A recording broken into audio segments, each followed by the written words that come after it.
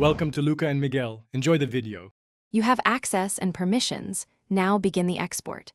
Go directly to the archive or export tool in your mail client or admin console and choose the mailbox or label to archive. Once selected, set a clear date range or specific folders so you don't pull everything unnecessarily.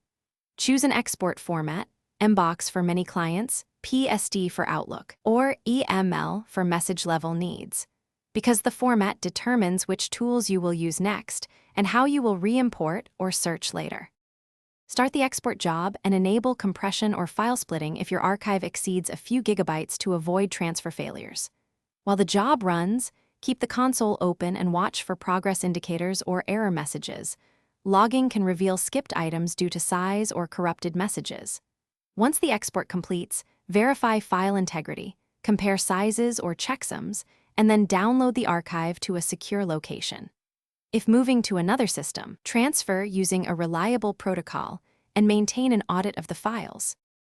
Validate the archive by opening multiple sample messages to confirm content, attachments, and headers are intact. Check timestamps and thread ordering.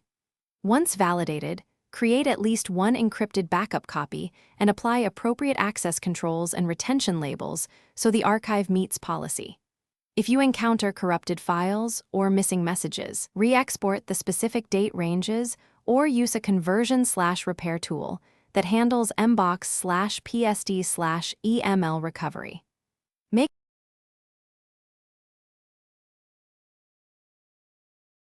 Thanks for watching and please subscribe.